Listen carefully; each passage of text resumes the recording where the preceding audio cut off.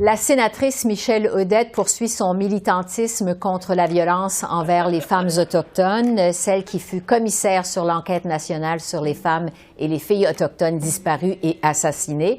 On le voit, s'est vu décerner aujourd'hui la 4 millionième broche en peau d'orignal, décernée par l'organisme Moose Hide Campaign qui s'attaque au fléau de la violence envers les femmes et les enfants. Alors, pour en parler, je reçois Michèle Audette. Bonsoir, Madame la sénatrice. Bonsoir. Félicitations pour cet honneur. Parlez-nous d'abord de cet organisme, le Moose Hide Campaign. Quelle est sa mission? Quel est le travail de terrain qui est fait? Alors, c'est une belle initiative qui va partir d'un père et d'une fille lors d'une chasse à l'orignal là, dans le nord de la Colombie-Britannique, près de l'autoroute des larmes, le Highway of Tears, où là, le père va enseigner toutes les histoires tristes et les deux s'entendent à qu'est-ce qu'on peut faire, comment on peut passer à l'action. Donc, vont tanner la peau et couper 25 000 petits carrés et commencer à faire de la promotion à la non-violence à travers le Canada. Et à demander à chaque année à des gens, voulez-vous contribuer, voulez-vous participer? La contribution, c'est on va jeûner une journée de temps, on va devenir des ambassadeurs, ambassadrices. Et aujourd'hui, c'est une campagne qui a plus que 10 ans et va faire en sorte que ça fait parler partout à travers le Canada. On parle de 4 millions de pins et chaque pin va générer un minimum de 5 conversations. Alors, on a plein de gens, pas juste autochtones, qui parlent d'initiatives ou de choses qu'on peut faire pour protéger l'ensemble des femmes et des enfants au Canada. Et ce sont 2 autochtones. Moi, pour moi, là, c'est un wow! Oui, c'est ça, parce que vous êtes donc ambassadrice en recevant cette broche. C'était visiblement important pour vous parce que c'est une cause que vous portez depuis des années, finalement, depuis toujours. Puis je m'attendais pas du tout à ça. Moi, j'ai toujours été comme une sœur, une maman ou une alliée au père et aux 3 filles là, qui participent activement là-dedans. Et de recevoir ça aujourd'hui, ça a été pour moi comme si je venais de recevoir un diplôme universitaire ou un grand prix, quoi. Alors que c'était vraiment spirituel et symbolique en me disant « Wow! » Ça veut dire que j'ai de la responsabilité au quotidien auprès de mes collègues, les sénateurs et sénatrices, et de continuer à dire « C'est peut-être un cadeau, mais on a 24 ans ensemble là, au Sénat. Qu'est-ce qu'on peut faire à chaque jour pour faire en sorte que ça soit sincère, cette démarche-là. » Pour continuer la conversation, finalement. Donc, cette campagne va se terminer, je dirais, ou aboutir, ou être clôturée par un grand événement le 11 mai, une grande marche nationale. Qu'est-ce qui va se passer au juste? Bien, je vais vous donner un petit scoop. Je ne sais pas si on dit ça là, en français, là.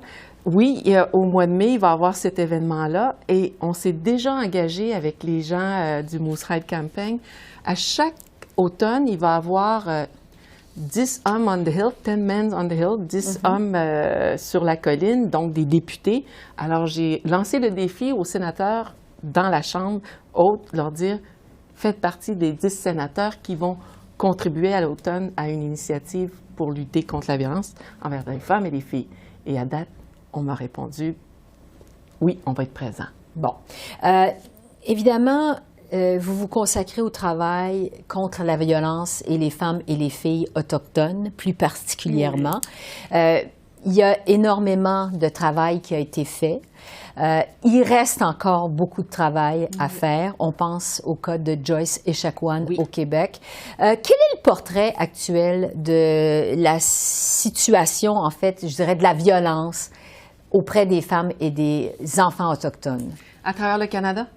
Je vous dirais, à chaque semaine à Winnipeg, on entend la perte d'une femme, d'un être cher. On va retrouver un corps. On va finir par trouver qui est cette personne. Ça, pour moi, là, ça veut dire que le travail doit se faire aussi dans les régions et dans les territoires. On va remarquer aussi que l'enquête nationale va amener les provinces à changer des façons de faire ou à amener des projets de loi à légiférer, comme au Québec. Il y a 120 enfants dans les années 50 jusqu'en 1980 qui sont partis dans les hôpitaux sans les parents et on ne les a jamais revus. Et aujourd'hui, grâce à la loi qui existe au Québec, les parents savent de quoi leur enfant est mort. Au niveau de la violence, il y a beaucoup de travail à faire, tant dans nos communautés qu'à l'extérieur. Et ça, c'est là où moi, je commence à l'intérieur du Parlement, au Sénat, de poser les questions, envoyer des lettres et dire, vous investissez des milliards. où sont ces milliards et qu'est-ce que ça a comme impact chez moi dans ma communauté comme femme.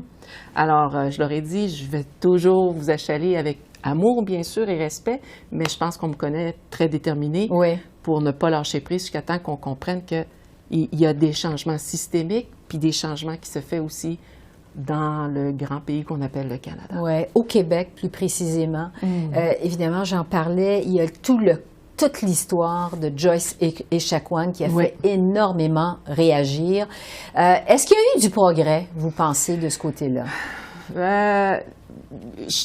Je vais être sincère. Les gens savent qu'on existe. Ça a été un choc électrique ou un choc émotionnel, puis ça n'aurait pas dû arriver comme ça. Mais maintenant, les gens savent que quand on marche pour dénoncer la violence ou demander au gouvernement du Québec des mesures ou des actions ou des changements, les gens ne peuvent pas nier que Joyce est partie dans une situation qui aurait dû jamais arriver, peu importe la culture. Alors, l'éducation, il va y avoir un pôle universitaire au Québec, une université par et pour les Autochtones. Donc, c'est plusieurs universités qui vont s'asseoir avec les premiers peuples puis faire en sorte que les prochains infirmiers, infirmières ou les gens qui vont aller sur le marché du travail accueillir les gens des communautés, j'espère que les biais vont être de côté et avoir une meilleure connaissance. Donc, il y a des choses qui se passent, mais le temps est précieux entre vous et moi. Là, je vous dirais que je reste positive et optimiste. Parce que quand je vous ai posé la question, vous avez eu un grand soupir. Oui. C'est comme si c'était pas à votre goût, le progrès qui est fait. Ça, c'est pas à mon goût. Merci. Merci de me permettre de le dire, c'est pas à mon goût, mais je veux pas rester juste là-dedans.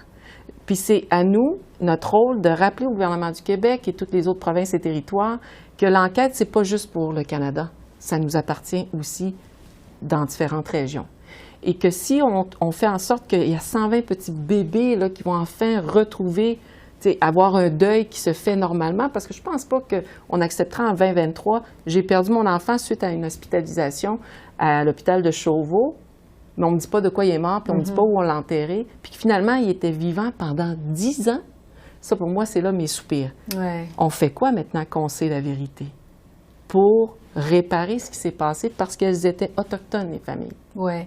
On sait que le premier ministre Trudeau, la première fois qu'il a été élu en 2015, a fait de la réconciliation avec les peuples autochtones sa priorité. Il y a eu toute la découverte des tombes anonymes il y a 2 ans qui a été un électrochoc au Canada. Vous diriez qu'on en est où sur le chemin de la réconciliation en 2023? Je dirais qu'on est encore au tout début. Au tout début, puis ça va être un long processus.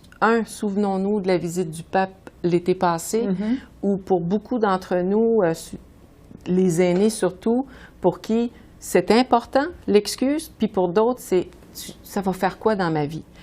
Et que beaucoup de gens à travers le Canada, pourquoi qu'ils veulent absolument ça? Donc, il y a une méconnaissance qui a été imposée, calculée ou faite en sorte qu'on ne connaisse pas le pan noir de l'histoire ici au Canada.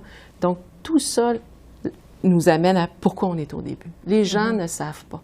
Et c'était calculé. Et plus on va faire de l'éducation populaire ou de l'éducation de façon organisée dans un système canadien et dans nos provinces et territoires, les gens vont comprendre quand on dit « OK, on est rendu là en matière de réconciliation. » Bref, il reste encore beaucoup de chemin à faire sur la route de la réconciliation, finalement. Michèle Audette, merci beaucoup. Merci d'être passé par nos studios.